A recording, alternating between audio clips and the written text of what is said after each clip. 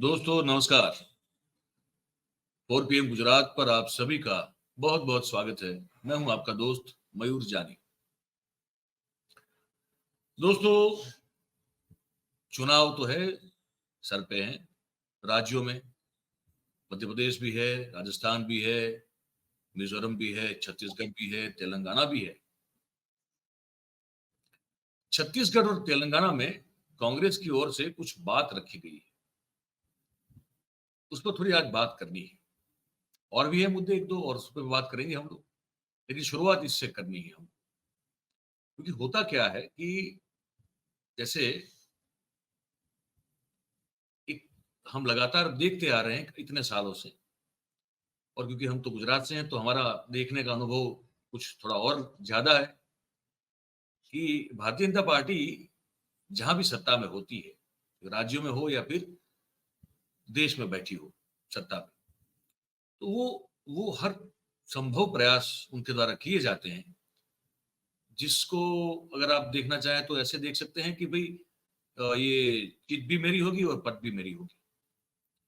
मतलब कुछ भी हो जाए लेकिन जीतेंगे तो हम ही, और हम ही को जीतना है, इसके लिए जो भी करना पड़े तो वो हम करेंगे। क्योंकि मैं किसी एक बड़े भारतीय जनता पार्टी के बहुत ही पुराने वरिष्ठ कार्यकर्ता से बात कर रहा था। मैंने कहा यार आप हर नीति नियम को ताक पे रख देते हैं, कैसे कर पाते हैं ये? तो उन्होंने कहा कि मेरे भाई आपको पता नहीं है, we have a larger goal. हमारा जो उद्देश्य है वो बहुत बड़ा है, वो देश के भले के लिए है।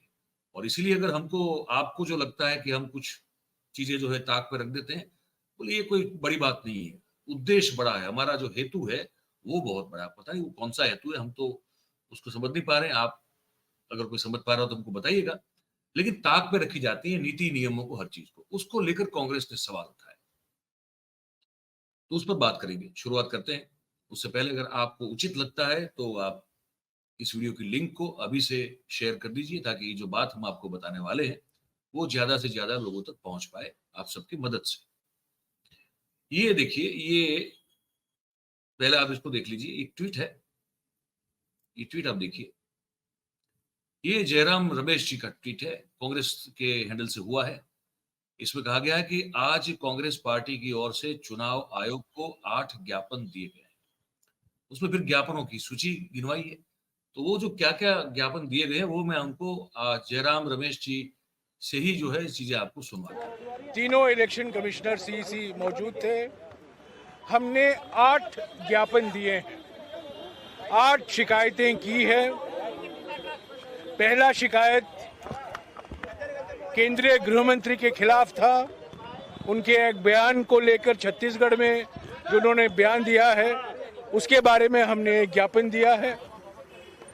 दूसरा ज्ञापन असम के मुख्यमंत्री जिन्होंने एक खतरनाक बयान दिया है, वो भी कवर्धा में छत्तीसगढ़ में 18 तारीख को, उसको लेकर हमने शिकायत की है।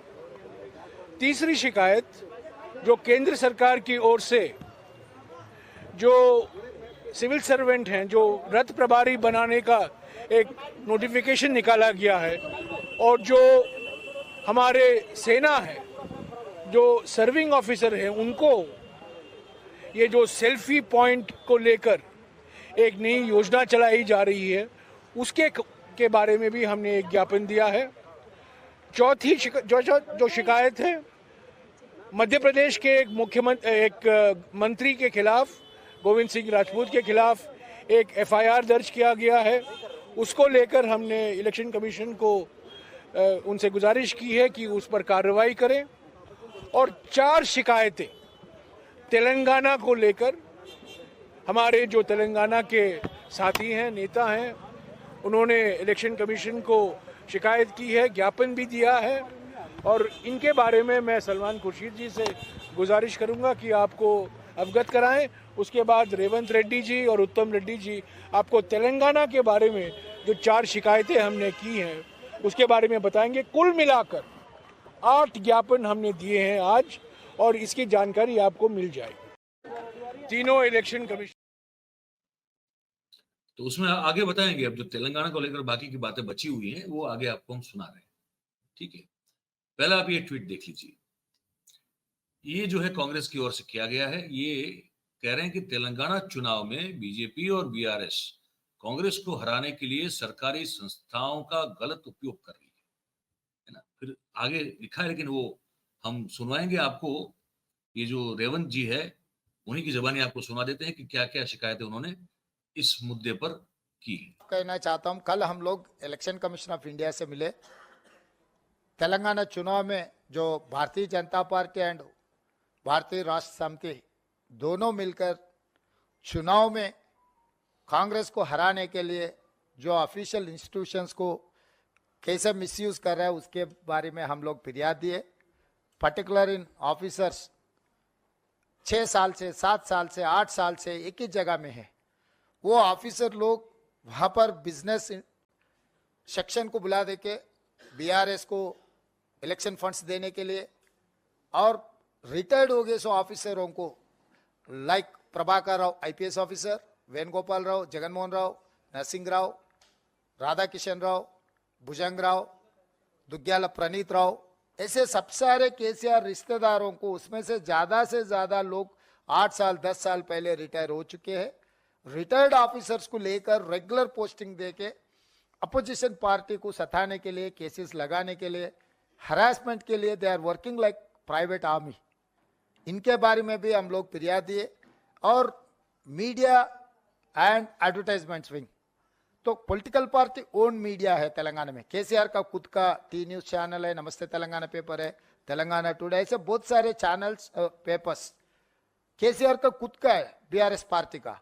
उसमें कांग्रेस के खिलाफ इतना गलत इंफॉर्मेशन दे रहे, गलत वार्ता छाप रहे कि कांग्रेस में लड़ाई हो रही है, कांग्रेस में ये हो गया, कांग्रेस में वो हो गया, ये सब सारे। इसीलिए election commission of India guidelines के हिसाब से जो पॉलिटिकल पार्टी ओन मीडिया के ऊपर एक नजर रखना है, ऑफिसर को अपॉइंट करना है, वो हम याद दिलाए। दूसरी तरफ रेगुलर मीडिया चैनल्स के ऊपर दबावट लाकर अपोजिशन के लिए कोई स्पेस ही नहीं दे रहा है। मतलब कंप्लीट रूलिंग पार्टी का जो कैंपेनिंग है, रूलिंग पार्टी नेता लोग जो स्टेटमेंट दे रहे हैं वो ही दिखा रहा है। तो न्यूज चैनल्स में भी हमारा हिस्सा हमको जरूर देना है। We are principal opposition party, we have to get our own share. So ये भी उन लोगों के नजर में हम लेकर गए। और खासकर तेलंगाना जो DGP Anjani Kumar, he belongs to Andhra Pradesh cadre officer. Andhra Pradesh cadre officer, he has got out of the way benefit being an DGP. तो आउट ऑफ द वे जिसको जब बेनिफिट मिला है वो सरकार के साथ और केसीआर के साथ काम कर रहा है, उनको तुरंत वहां से निकालने के लिए हम लोग फिरियाद दिए। इसीलिए हम लोग इलेक्शन कमीशन ऑफ इंडिया से जितना भी हम लोग कंप्लेंट दिए उसके ऊपर तुरंत एक्शन लेना। ये एक्शन अगर नहीं लिए तो आगे हमारे कार्रवाई कैसे रहना हम लोग सोचेंगे। कहना चाहता हूं, कल हम लोग इलेक्शन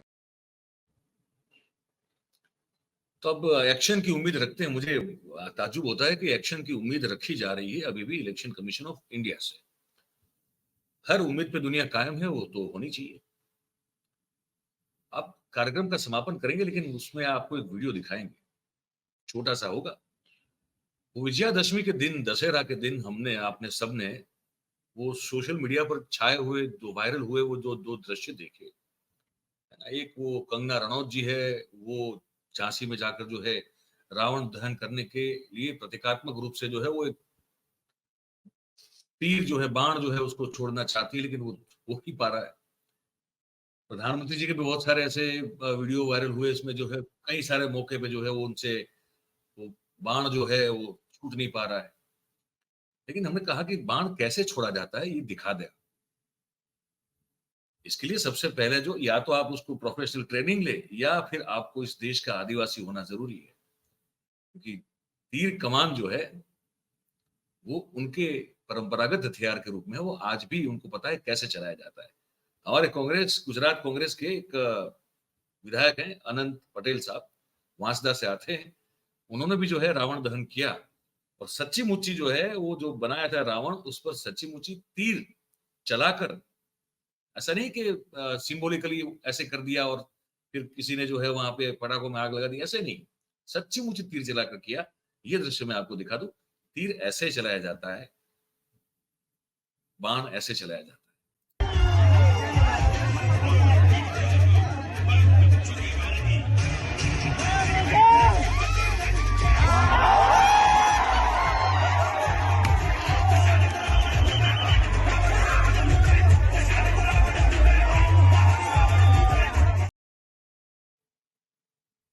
तो ये बताना था आपको कि बाण अगर चलाना हो तो ऐसे चलाया जाता है, और हमारे आदिवासी जो है वो अभी भी जानते हैं कि बाण कैसे चलाया जाता है, तीर कैसे चलाया जाता है। तो क्या है, फिर वो हास्यास्पद स्थिति खड़ी नहीं होती, क्योंकि वो लोग फिर हंसे आप पर और जगहसाई हो जाए। या तो प्रैक्टिस कीजिए या फिर किसी ऐसे व्यक्ति को बुलाइए जिसको सही में आता है बाण चलाना। हर जगह हर बात मैं ही करूं, वो ठीक नहीं है। तो ये बताना था आपको इस कार्यक्रम में कि कांग्रेस अभी भी जो है इलेक्शन कमीशन से उम्मीद लगाए बैठी है, अच्छी बात है। और बाण जो है, तीर जो है वो ऐसे चलाया जाता है। महाराज देख लें आप इसको, यही बताना था आपको इस कार्यक्रम में। अब आपको जो लगा इस कार्यक्रम को देख के, तो वो आप हमारा ये जो कमेंट बॉक्स है इस पे लिख के हमको बताइए जरूर से। और बात अगर आपको हमारी पसंद आ रही है तो फिर इस वीडियो को लाइक कीजिए, इस वीडियो के लिंक को शेयर कीजिए, और हमारी जो चैनल है 4 PM गुजरात, उसको आप सब्सक्राइब करें और अपने आसपास के लोगों से करवाएं। बहुत बहुत धन्यवाद आप सभी का इस कार्यक्रम में हमारे साथ जुड़ने के लिए। Thank you very much. नमस्कार।